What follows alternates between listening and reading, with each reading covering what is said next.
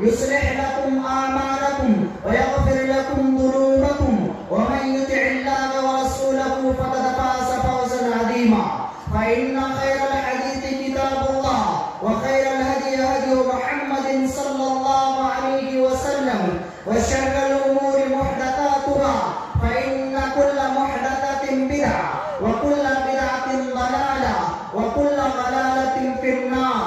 أعوذ بالله من الشيطان الرجيم. بسم الله الرحمن الرحيم.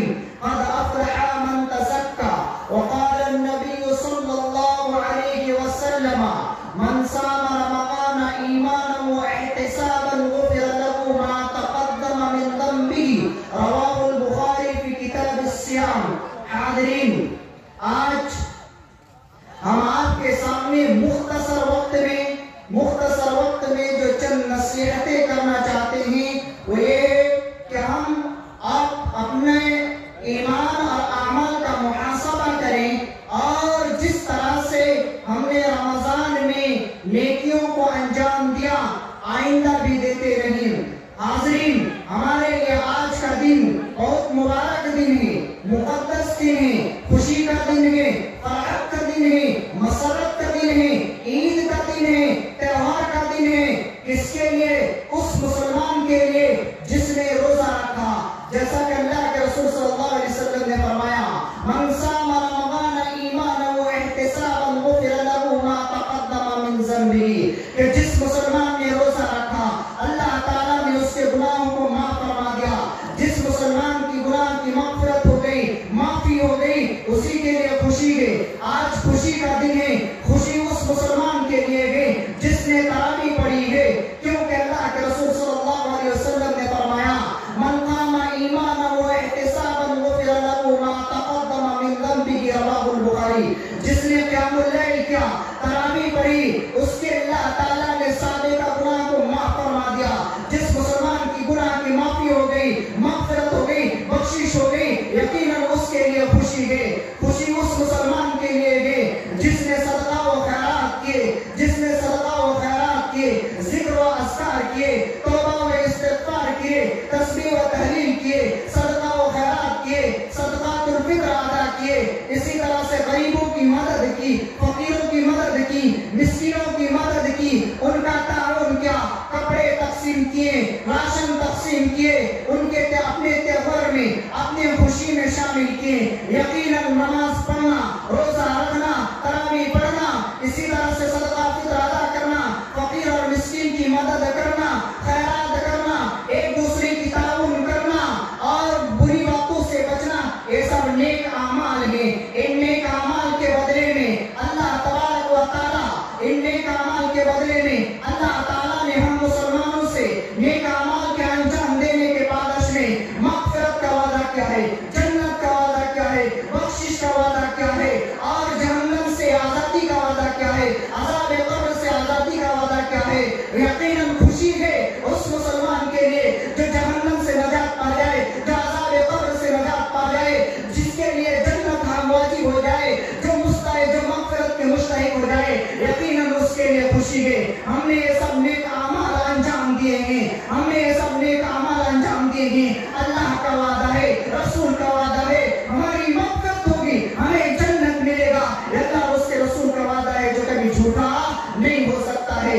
مسلمانوں، اس لیے ہم آپ کو نصیحت کرنا چاہتے ہیں، ہم آپ کو سبق دینا چاہتے ہیں کہ جس طرح سے ہم نے اس ماہ مبارک میں، ماہ مقدس میں، اس بابرکت مہینے میں نیک اعمال انجام دیے، اسی طرح سے جب ہم اپنے گھروں میں جائیں، جس طرح سے اللہ تبارک و تعالیٰ نے جس مقصد کے لیے اللہ تعالیٰ نے ہمیں پیدا کیا ہے، اس مقصد کو کبھی نہ بھولئے.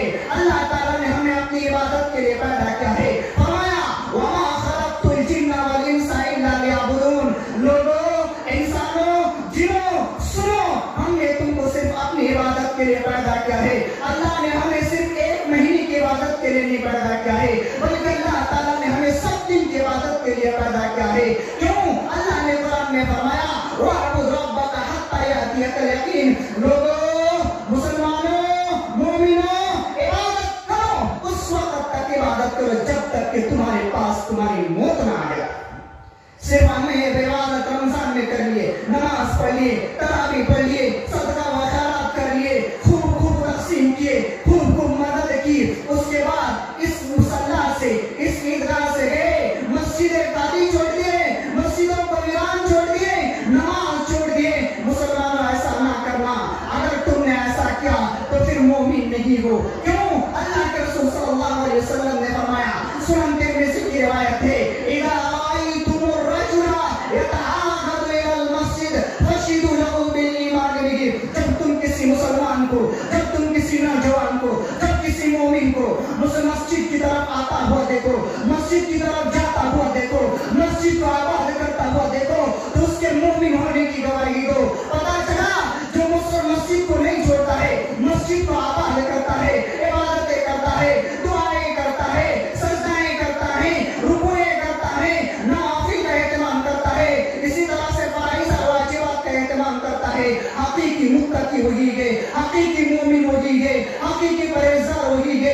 ایسے لوگوں کے لیے اللہ تعالیٰ نے کامیابی کا وعدہ کیا ہے، کامیابی کا وعدہ کیا ہے. مسلمانوں، جس طرح سے آپ اس ماہ مقدس میں گناہوں سے بچتے رہے، معصیت سے بچتے رہے، منکر سے بچتے رہے، آئندہ دنوں میں بھی آپ گناہ نہ کرنا، منکر نہ کرنا، منکر کو انجام نہ دینا، غیبت نہ کرنا، چغلی نہ کرنا، لڑائی نہ کرنا، جھگڑا نہ کرنا، اختلاف نہ کرنا، شر و شتم نہ کرنا، لعن و طعن نہ کرنا. جس طرح سے اس ماہ مقدس میں آپ نے نیکیوں کو انجام دیا ہے، اپنے نامہ اعمال کو نیکیوں سے بھر لیا ہے، خدا اپنی نیکیوں کو برباد مت کیجیے، اپنی نیکیوں کو برباد مت کیجیے، اپنی نیکیوں کو ہلکا مت کیجیے، گناہ کو انجام مت دیجیے.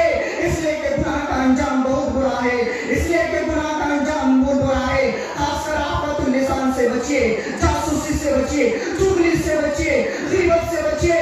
کیوں؟ اللہ کے رسول صلی اللہ علیہ وسلم نے فرمایا، اور جب بھی مجھ کو معراج کرایا گیا، مررت بقوم، میں نے معراج کے موقع پر جہنم میں ایسے لوگوں کے، جہنم میں ایسا منظر دیکھا، ایسے لوگوں کے ایسے لوگوں کے پاس سے میرا گزر ہوا، لہم اصفار من نحاس، جس کے تانبے کے ناخن تھے، جس کے تانبے کے ناخن تھے، یخمشون وجوہہم، وہ اپنے چہرے کو نوچ رہے تھے، اپنے چہرے کو نوچ رہے تھے، رو رہے تھے، چیخ رہے تھے، چلا رہے تھے.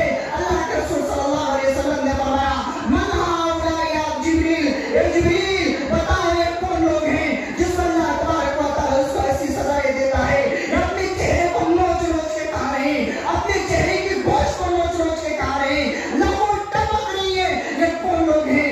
اللہ کے رسول صلی اللہ علیہ وسلم کو حضرت جبریل امین علیہ السلام نے جواب دیتے ہوئے فرمایا، ہم الذین یاکلون لحوم اخیہم، یہی وہ لوگ ہیں جو دنیا میں برائیاں کرتا تھا، چغلی کرتا تھا، غیبت کرتا تھا، حسد کرتا تھا، جاسوسی کرتا تھا. اس کے بدلے میں اللہ تعالیٰ ان کو ایسے عذاب دے رہا ہے.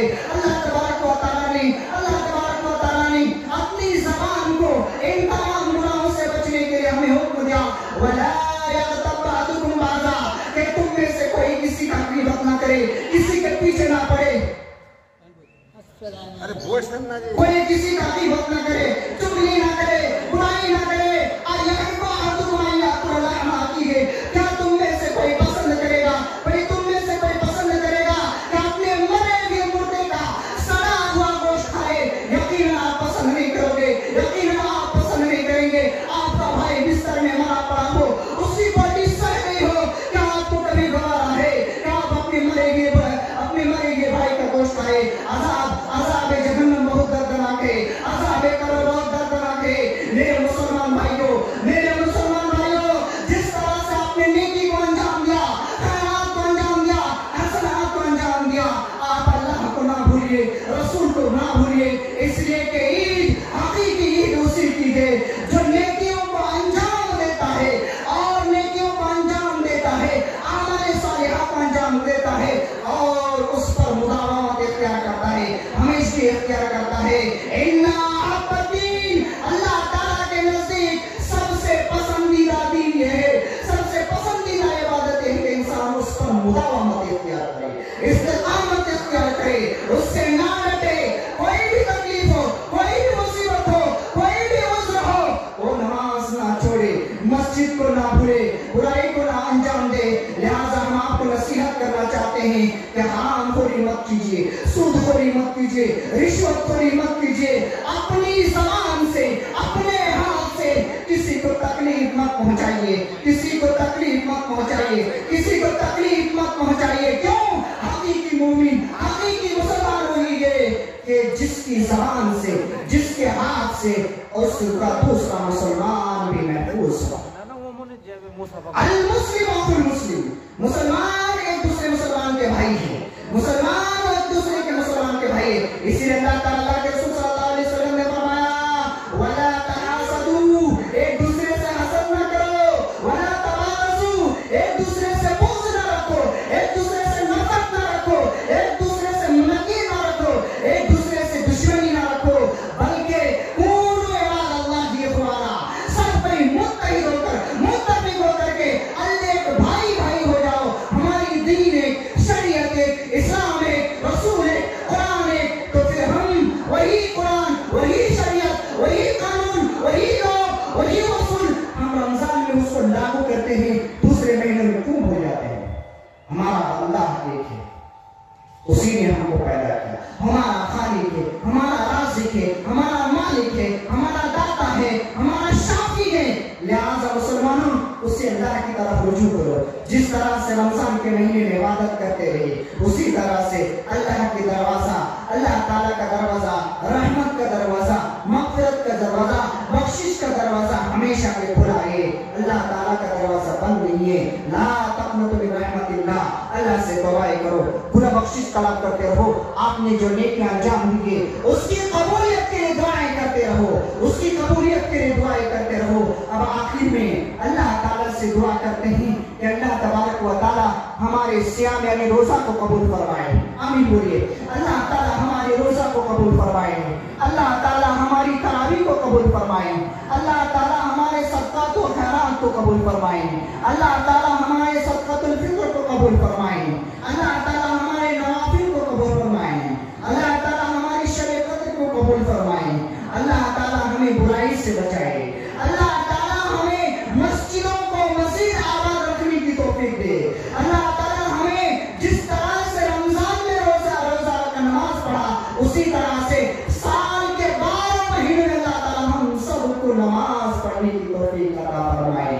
اے اللہ تو ہم سب کو برائی سے بچانا, اے اللہ تو ہم سب کو منکر سے بچاؤ, اے اللہ تو ہم سب کو عذاب قبر سے بچا, اے اللہ تعالیٰ تو ہم سب کو عذاب جہنم سے بچا, اے اللہ تعالیٰ تو ہماری مغفرت فرما, ہماری گناہوں کی بخشش فرما. اے اللہ ہم میں سے جو بیمار ہے, اللہ تعالیٰ ہم میں سے جو بیمار ہے اللہ تو ان کو شفا دے, اللہ اگر ان کے حق میں موت بہتر ہے تو موت دے دے.